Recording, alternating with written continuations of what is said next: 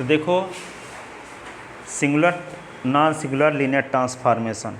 Sir उसमें तो और हमसे मतलब सब समझ में आ रहा था, उसमें पता नहीं कि थोड़ा हम डाउट हो जाते हैं। किसमें? 1 और ऑन टू। 1 on 2 हाँ, ये तो पता है कि मतलब fx बराबर f बाई एल एक्स बराबर बाई लाना है। हाँ लेकिन जैसे अगर कोई मतलब वो दिया हो तो कैसे लाएंगे?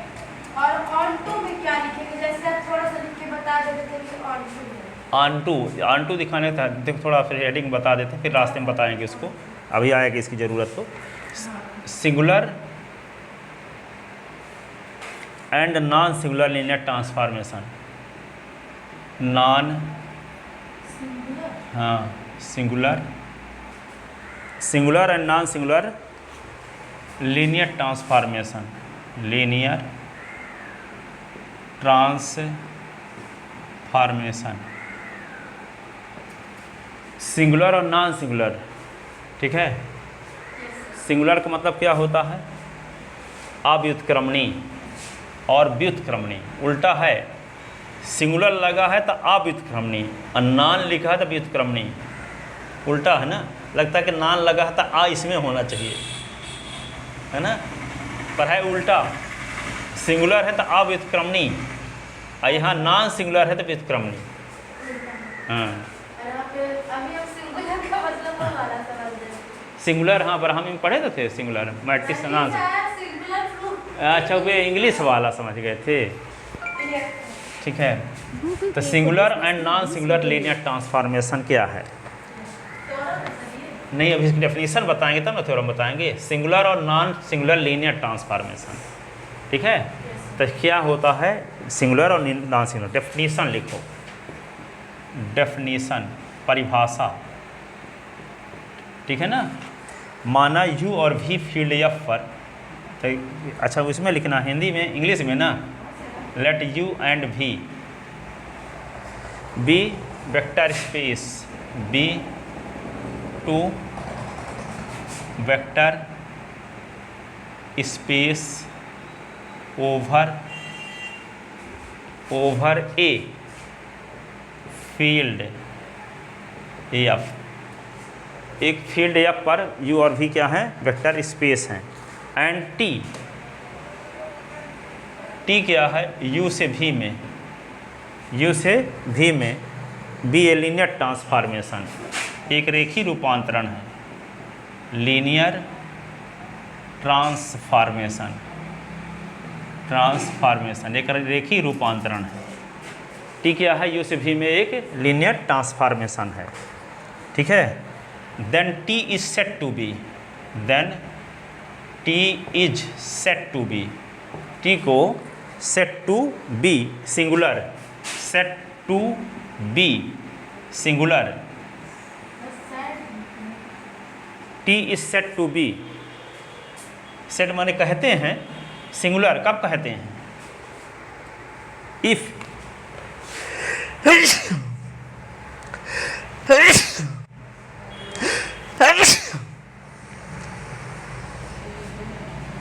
if there exists a vector alpha is not equal to 0 belong in U such that T alpha is equal to 0 dash, T alpha is equal to 0 dash, where 0 dash is 0 vector of V, where 0 dash is 0 vector of V। अब सुनो पहली बात, ठीक है। यदि U और V field F पर दो वेक्टर स्पेस हैं और T क्या है? U से V में एक लीनियर ट्रांसफॉर्मेशन है, ठीक है। तो यदि U में एक नॉन जीरो वेक्टर अल्फा का अस्तित्व इस प्रकार से है कि उसमें यदि हम T लगा देते हैं तो 0 डैश आ जाए। उसमें क्या लगा दें? नहीं, u में एक नॉन जीरो वेक्टर ऐसा मिले, ये ऐसा वेक्टर मिले, ऐसा अवयव मिले जो जीरो के बराबर ना हो, लेकिन उसमें t लगा दें तो उसका इमेज v का आइडेंटिटी एलिमेंट आ जाता है। t, हाँ, t लीनियर ट्रांसफॉर्मेशन है। कौन t लगा दें? लीनियर ट्रांसफॉर्मेशन को लगा दें तो वे v के आइडेंटिटी एलिमेंट से रिलेटेड हो जाए। ऐसी कंडीशन में t को कहते हैं सिंगुलर, t को कहते हैं सिंगुलर। क्या बताएंगे? सिंगुलर को बोलते हैं अव्युत्क्रमणी रेखी रूपांतरण, अव्युत्क्रमणी रेखी रूपांतरण। और नॉन सिंगुलर को कहते हैं व्युत्क्रमणी रेखी रूपांतरण। ठीक है ना? देखो आगे तो क्या बोले कि u और v फील्ड एफ पर दो वेक्टर स्पेस हैं तथा t u से v में लीनियर ट्रांसफॉर्मेशन है। ठीक है? तो u में एक नॉन जीरो वेक्टर का अस्तित्व इस प्रकार से हो कि उसमें t लगाएं तो v का आइडेंटिटी एलिमेंट आ जाता हो, तब t को कहते हैं क्या? Singular linear transformation. u में एक नॉन जीरो वेक्टर ऐसा मिले, नॉन जीरो वेक्टर का अस्तित्व इस प्रकार से हो, देयर एग्जिस्ट का मतलब ये हुआ कि u में एक नॉन जीरो सदिश का अस्तित्व इस प्रकार से है, उस नॉन जीरो सदिश में लीनियर ट्रांसफॉर्मेशन t लगा दें तो दूसरे वेक्टर स्पेस का आइडेंटिटी एलिमेंट आ जाए, दूसरे वेक्टर स्पेस का आइडेंटिटी एलिमेंट आना चाहिए। ऐसी कंडीशन में उस लीनियर ट्रांसफॉर्मेशन t को कहेंगे क्या?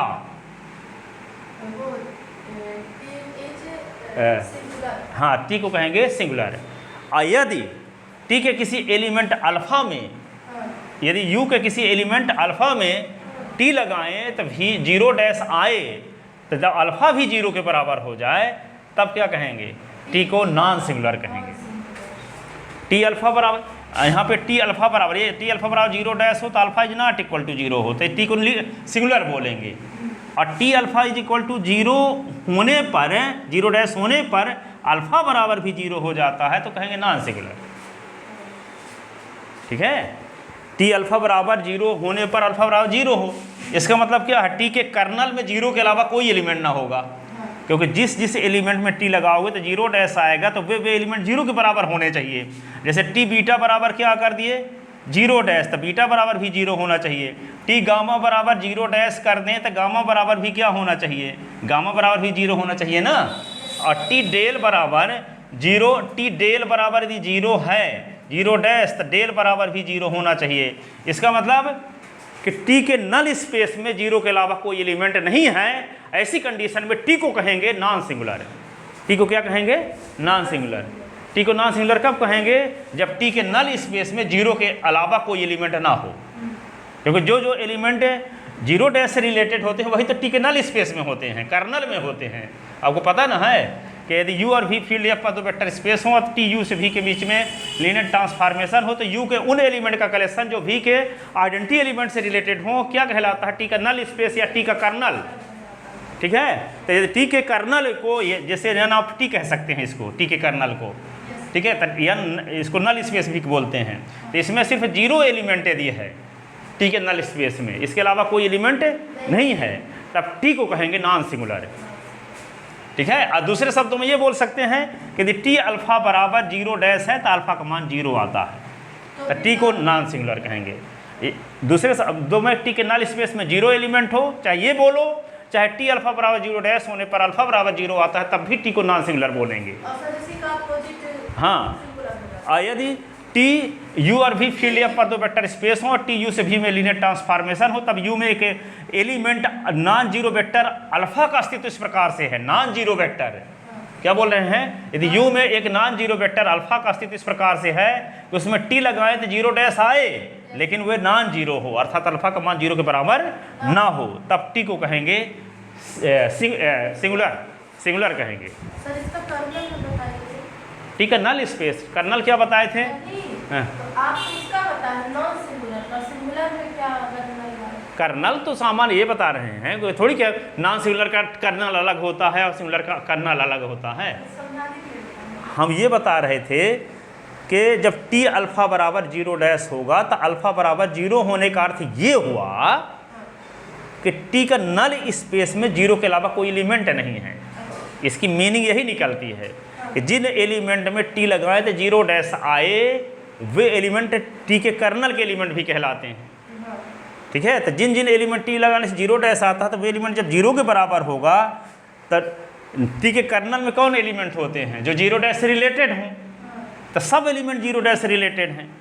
इसका मतलब क्या है, यहाँ पे अल्फा का मान भी जीरो के बराबर हो गया, बीटा का मान भी जीरो के बराबर हो गया, गामा का मान भी जीरो के बराबर हो गया, तो इसका मतलब टी के नल स्पेस में जीरो वेफर है और कोई एलिमेंट नहीं है। टी के नल स्पेस में कौन एलिमेंट होते हैं जो जीरो डैश से रिलेटेड होते हैं। ठीक है, तो टी के एलिमेंट तो होगा अल्फा होगा, बीटा होगा, गामा होगा, पर ये हैं किसके बराबर, जीरो के बराबर। अल्फा का मान भी जीरो के बराबर, बीटा का मान भी जीरो के बराबर, गामा का मान भी जीरो के बराबर। तो यहाँ पे टी के नल स्पेस में ये एलिमेंट कब होते, अल्फा बीटा गामा होते, लेकिन ये सब जीरो के बराबर हो गए ना, तो टी के नल स्पेस को हम क्या लिख देंगे, zero comma zero comma zero. तो रिपीट एलिमेंट तो एक ही लिखा जाता है ना, बार बार थोड़े लिखे जाएंगे। तो टी के नल स्पेस में सिर्फ जीरो होना चाहिए, तब टी क्या कहलाएगा, नॉन सिंगुलर। टी क्या कहलाएगा, नॉन सिंगुलर। तो एक बार फिर सुनो, यू और वी फील्ड या पर दो वेक्टर स्पेस हैं, टी यू से भी में एक लीनियर ट्रांसफॉर्मेशन मैपिंग है। ठीक है, तो यदि यू में एक नॉन जीरो वेक्टर अल्फा का अस्तित्व इस प्रकार से है कि उसमें लगाते हैं टी तो जीरो डैश आता है, ऐसी कंडीशन में अल्फा का मान क्या हो, ऐसी कंडीशन में देखो यहाँ पे टी अल्फा बराबर जीरो डैश आता है। ठीक है, तब कैसे, ऐसी कंडीशन में टी कहलाता है सिंगुलर लीनियर ट्रांसफॉर्मेशन। इसका मतलब ये हुआ कि यू में एक नॉन जीरो वेक्टर का अस्तित्व इस प्रकार से हो, तो नॉन जीरो वेक्टर का अस्तित्व इस प्रकार से हो कि उसमें टी लगा दें तो जीरो वेक्टर आता हो। अर्थात ऐसे भी बोल सकते हैं कि टी अल्फा बराबर जीरो होने पर alpha is not equal to zero, और वहाँ यू और वी फील्ड एफ पर दो वेक्टर स्पेस हैं, टी यू से वी के बीच में लीनियर ट्रांसफॉर्मेशन है। तो यदि टी अल्फा बराबर जीरो डैश है तो alpha is equal to zero आए तब टी को कहेंगे नॉन सिंगुलर। यहाँ पे क्या है, टी अल्फा बराबर जीरो डैश होने पर alpha is not equal to zero होना चाहिए, और यहाँ टी अल्फा बराबर जीरो होने पर अल्फा बराबर जीरो होना चाहिए। हाँ, ये नॉन सिंगुलर है और यहाँ सिंगुलर है। इसका मतलब ये बोलेंगे कि टी अल्फा बराबर जीरो डैश होने पर alpha is not equal to zero, तो ये क्या कहलाएगा, सिंगुलर। और टी अल्फा बराबर जीरो डैश होने पर alpha is equal to zero तब कहलाएगा नॉन सिंगुलर। तो जो एलिमेंट, अब यहाँ से एक बात क्या निकली है परिभाषा ये, पर ये भी इसकी डिटेल व्याख्या की जाए तो इसका अर्थ ये निकलता है कि जो एलिमेंट जीरो डैश से रिलेटेड हैं होते हैं वे होते हैं कर्नल में। कर्नल की ही ना परिभाषा है कि जो यू के वे एलिमेंट जो वी के आइडेंटिटी एलिमेंट से रिलेटेड होते हैं वे टी का कर्नल कहलाता है। ठीक है, तो टी अल्फा बराबर जीरो डैश है तो अल्फा किसका एलिमेंट होगा, जीरो कर्नल का, टी के नल स्पेस का। यदि टी बीटा बराबर जीरो डैश है तो बीटा किसका एलिमेंट होगा, टी के नल स्पेस का। टी गामा बराबर यदि जीरो डैश है तो गामा भी टी के नल स्पेस का। लेकिन टी के नॉन सिंगुलर लीनियर ट्रांसफॉर्मेशन होने की वजह से यदि टी अल्फा बराबर जीरो डैश है तो अल्फा का मान जीरो होगा, बीटा का मान जीरो होगा, गामा का मान जीरो होगा। तो नल स्पेस में एलिमेंट तो कौन थे, अल्फा बीटा गामा था, लेकिन अल्फा बीटा गामा का मान किसके बराबर है, जीरो जीरो जीरो के बराबर है। क्यों, क्योंकि टी नॉन सिंगुलर है ना, इसलिए। तो नॉन सिंगुलर होने की वजह से टी के नल स्पेस में केवल जीरो एलिमेंट होगा।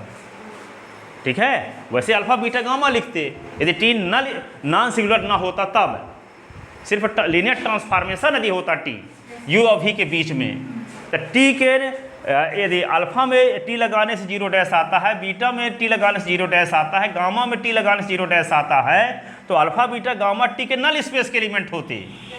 लेकिन टी के नॉन सिंगुलर होने की वजह से टी अल्फा बराबर जीरो होने पर अल्फा का मान भी जीरो होता है, टी बीटा बराबर जीरो डैश होने पर बीटा का मान जीरो होता है, टी गामा बराबर जीरो डैश होने पर गामा का मान जीरो होता है। इसलिए टी के नल स्पेस में अल्फा बीटा गामा के स्थान पे क्या लिख देंगे, जीरो जीरो जीरो। इसका मतलब ये हुआ कि टी के नल स्पेस में सिर्फ जीरो एलिमेंट हैं। तो यदि टी नॉन सिंगुलर है तो ऐसी कंडीशन में टी के नल स्पेस में मात्र जीरो एलिमेंट होगा। इतना भी परिभाषा में बोल सकते हो। ठीक है, u और v फील्ड एफ पर दो वेक्टर स्पेस हैं, t u से v के बीच में लीनियर ट्रांसफॉर्मेशन है। तो यदि t के नल स्पेस में मात्र 0 एलिमेंट है तब t को कहते हैं non singular linear transformation. t को कहते हैं नॉन सिंगुलर लीनियर ट्रांसफॉर्मेशन। और सिंगुलर कब बोलेंगे कि यदि u और v फील्ड एफ पर दो वेक्टर स्पेस हैं, t u से v में लीनियर ट्रांसफॉर्मेशन है। तो यदि u में एक एलिमेंट अल्फा का स्थिति इस प्रकार से है कि t अल्फा बराबर 0 dash, alpha is not equal to 0, alpha is not equal to 0, तो अल्फा कहे सिंगुलर कहलाएगा जब ये। और जब t अल्फा बराबर 0 होने पर अल्फा इज इक्वल टू 0 तो t नॉन सिंगुलर कहलाएगा। ठीक है, लिखे, समझ में आ गया ना इतना? तो लिखे कहाँ तक? अच्छा, कहाँ तक लिखे हो? यहाँ तक 0 वेक्टर ऑफ भी लिखे हो ना? हाँ चलो ठीक है, आगे देखो। द लीनियर ट्रांसफॉर्मेशन, द आगे नीचे लिखो, the linear transformation, linear transformation t is set to be non singular, t is set to be non singular, non singular, non singular if t alpha is equal to 0 dash, तो implies alpha is equal to 0 or the null space of t, the null space of t, null space of t, that is nt, जिसको nt कहते हैं ना, null space nt consist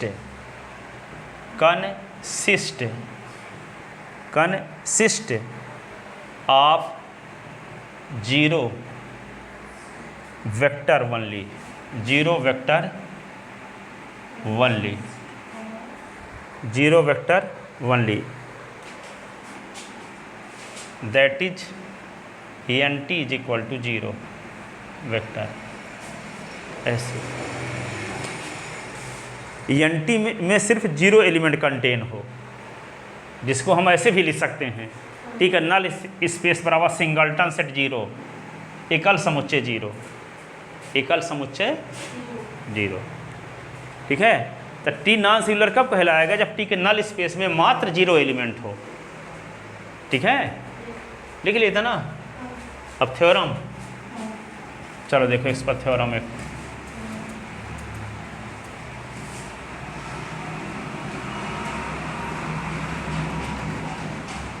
जैसे एक भिखारी आया एक राजा के पास, मान लो मोदी जी के पास, तो जानते हो क्या मांगा? कहता है कि हमको शतरंज बोर्ड में भरने के लिए चावल चाहिए, लेकिन शर्त ये है कि पहले खाने में 1 दाना चाहिए और दूसरे खाने में 1 का दुगुना 2 दाना और तीसरे में 4 और फिर 8 ऐसे। ठीक है, और इसके लिए आप 3 वचन दीजिए कि आप हमको ये दे देंगे। बात समझ में नहीं आई आपके? एक भिखारी था, एक राजा के दरबार में गया और वे राजा से ये मांगता है कि हमको शतरंज बोर्ड में भरने के लिए चावल चाहिए। शर्त ये है कि पहले खाने में 1 दाना डल रखेंगे तो दूसरे खाने में 2 और आगे 4। इस शर्त का पालन करते हुए 64 खाना को भरने के लिए चावल चाहिए। ठीक है, तो जो राजा के जो मंत्री थे वो सब हंसने लगे कि राजा के पास मांगने आया है, मांग क्या रहा है, और इसके लिए वो कहता अगर आप 3 वचन दीजिए कि आप दे देंगे। ठीक है, तो वचन देते थे राजा, दरबारी लोग तो हंसते हैं, पर कहते हैं कि सोचते हैं ये सोचते हैं कि 1-2 किलो में हो जाएगा। आपको क्या लगता है शतरंज बोर्ड 64 खाने को भरने के लिए कितने चावल की ज़रूरत पड़ेगी? आपको लगता ना है कि 1-2 किलो लगेगा? नहीं लगता, कि 1 पावे में हो जाएगा। ठीक है, तो फिर क्या हुआ, तो वे राजा 3 वचन लेता है कि आप हमको दे देंगे। ठीक है, वचन राजा देते हैं, देना शुरू करते हैं। देने के शुरू करने के बाद लगभग 44 से 49 खाना तक में पूरे इंडिया का चावल ख़त्म। अब ये इंजीनियर से हिसाब लगवाया गया तो ये पता चला कि ये 54 खाने तक में पूरे विश्व का चावल ख़त्म हो जाएगा। इस शर्त का, पहले खाने में 1 दाना, दूसरे में 2, फिर 4, फिर 8, फिर 16, फिर 32, फिर 64, फिर 128। अब मान लो 128 दाना बराबर 1 ग्राम हो गया। ठीक है, सुनो कैसे बढ़ता है। 1 2 3 4 5 6 7 8, 8वें खाना में 1 ग्राम। ठीक है, 9वें में 2 ग्राम, 10वें में 4 ग्राम, 20वें में 11वें में 8 ग्राम, 12वें में क्या हुआ 16 ग्राम, 13वें में 32 ग्राम, 14 में 64 ग्राम, 15 में 128 ग्राम, यानी 100 ग्राम मान लेते हैं। ठीक, 15 में 100 ग्राम, 16 में क्या होगा 200 ग्राम, 17 में 400 ग्राम, 18 में 800 ग्राम। ठीक है, 19 में 800 ग्राम 1600 ग्राम। ठीक है, 20 में क्या हो गया 3 किलो। ठीक है, 20 में 3 किलो। अब सुनना आप, 21 में 6 किलो, 22 में 12 किलो, 23 में 24 किलो, 24 खाने में 48 किलो, 25वें खाने में 96 किलो, 1 कुंटल मान लेते हैं, 26 में 2 कुंटल, 27 में 4 कुंटल, 28 में 8 कुंटल, 29 में 16 कुंटल, 30 में अगर भरे भी रहें, आगे भरने के लिए चाहिए भी। ठीक है ना, इन खाने में भरा रहेगा, आगे में उसका डबल भरने के लिए चाहिए भी। ठीक है, 32 कुंटल 30वें में, फिर क्या 31 में 64 कुंटल, 33 में 128 कुंटल। समझ में आ गया, ख़त्म हो जाएगा पूरे इंडिया का चावल। ठीक है, अब आँख खुली होने की, तो इसका मतलब क्या है, छोटी छोटी बातें जो होती हैं ना, इसी प्रकार लगती हैं। कितने सब्सक्राइबर हो गए, ऐसे लगता है ना छोटी चीज़ कि अभी तक कब से पढ़ा रहे हैं, हम अपनी बातें बता रहे हैं। कितने दिन से पढ़ा रहे हैं, अभी शुरू किए, अभी तो 120 हैं। पूरी 36 मैथ डालना चाहते हैं, बीएससी की 18 और 11वीं 12वीं 9वीं 10वीं की 8, एमएससी की 10। 36 मैथ जब यूट्यूब में चला जाएगा ना, देखना सब्सक्राइबर कैसे बढ़ते हैं, ये चावल के दाने की भात बढ़ेंगे। तो ये इसी प्रकार, जैसे मान लो एक कागज़ है, कागज़ की ये भी कागज़ पन्ना है, इसको 50 बार मोड़ोगे कितना मोटा होगा, इतना बोल दोगे, पर इसको 50 बार मोड़ोगे तो जानते हो, सूर्य से पृथ्वी तक की जो दूरी है 7 बार जाओगे आओगे उतना मोटा होगा 50 बार मोड़ने से। 3 लाख किलोमीटर है और इसको 3 बार आओगे जाओगे इतना मोटा होगा 50 बार मोड़ने से कागज़। पर कि हाँ, ये कागज़ को 50 बार मोड़ोगे कितना मोटा हो जाएगा, कितने मोटा हो जाएगा आपको लगेगा ना कितना होगा मोटा, या कि बहुत लोग बोलेंगे इतना मोटा हो जाएगा, पर कितनी छोटी चीज़ लगती है। 50 बार मोड़ना है, पर मोटा कितना होगा, कितना मोटा होगा, लंबा किलोमीटर में नापना पड़ेगा। 1 3 9 यानी 10 लाख किलोमीटर मोटा लंबा हो जाएगा। पर है कितनी बार 50 बार मोड़ेगी इतना मोटा होगा, नहीं लगता। विश्वास ना होगा तो घर में मोड़ के देखना, घर में एक कागज़ का पन्ना लेना, ठीक है, अब कितना मोटा है। हाँ, जैसे मान लो ये कागज़ का टुकड़ा है, एक पन्ना है, ठीक है, ये अच्छा ये लेते हैं, ये हाँ देखो ये कागज़ का टुकड़ा है ना, 1 बार मोड़ दिए, इसको 2 बार मोड़ दिए, 3 बार मोड़ दिए, 4 बार मोड़ दिए, 5 बार मोड़ दिए।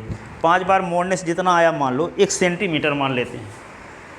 5 बार में क्या आ गया मान लो, 5 बार में 1 सेंटीमीटर, तो 6 बार में क्या होगा 2 सेंटीमीटर, ठीक है।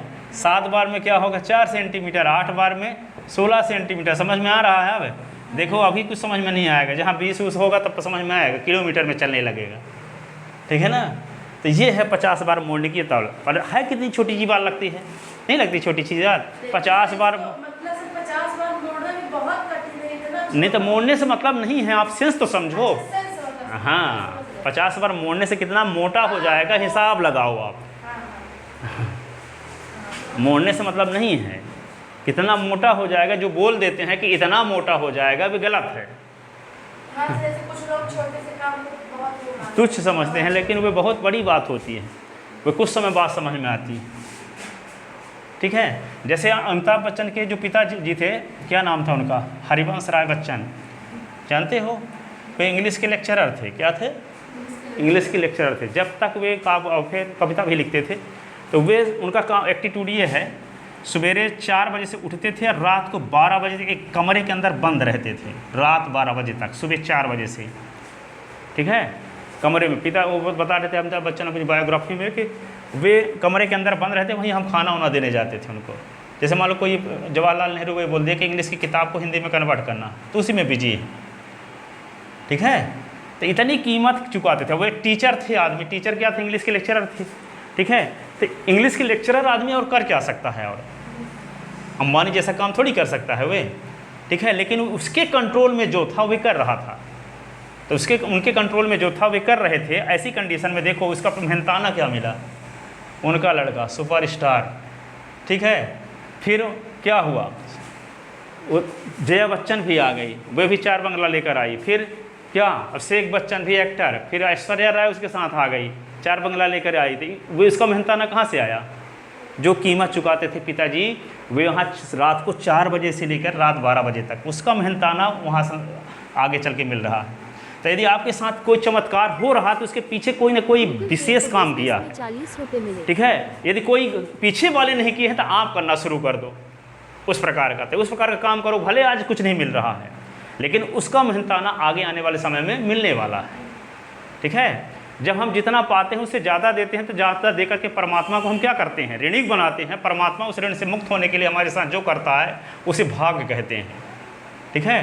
जैसे मान लो एक एग्जाम्पल लेते हैं, एक अभी एक सर थे, सरस्वती स्कूल में पढ़ाते थे, उनका नाम क्या था, प्रदीप, ठीक है, प्रदीप पांडे, ठीक है।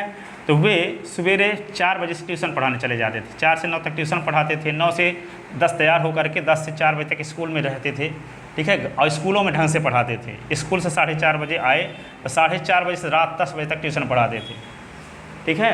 यही काम 15-20 साल तक किए हुए। तो इस साल उनका लड़का आयुष में एयरफोर्स में सेलेक्ट हो गया। अब महीने के साल 70,000 की सैलरी। अब वो लड़का क्यों सेलेक्ट हुआ 70,000, क्योंकि स्कूल में पढ़ाते थे तो 5,000 पाते थे। अब काम कितने का कर रहे थे वे, 50,000 लायक। तो 50,000 लायक काम कर रहे थे, 5,000 पैसा तुरंत, 45,000 को वे बैंक बैलेंस बना रहे थे, जो कि तुरंत मिलता नहीं था।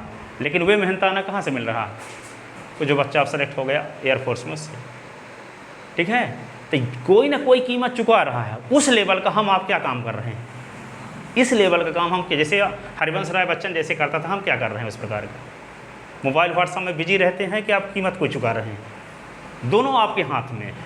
आप हर मिनट और हर रुपए के साथ 3 वर्ग में जाने का चुनाव करते हैं, गरीब, अमीर और मध्य वर्ग। वे दोनों आपके हाथ में है। चाहे आपकी ज़िंदगी को बेहतर बनाओ, चाहे घटिया बनाओ, दोनों आपके हाथ में है, ठीक है।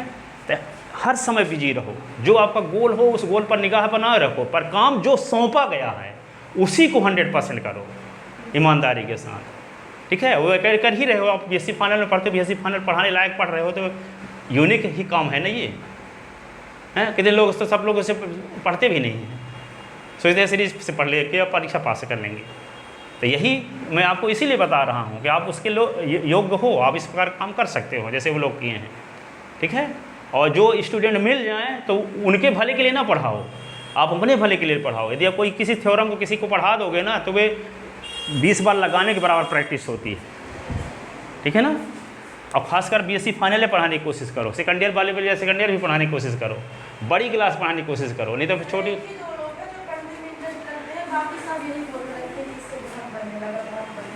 हाँ, तो उनको चिंता, उनको छोड़ो, आप जो पढ़ने वाले हैं उनको तैयार करो। इससे उससे आपका फ़ायदा होने वाला है, आपकी प्रैक्टिस होनी है, ठीक है ना। ठीक है, जाओ, हो गया, अब अगले दिन बताएंगे थ्योरम।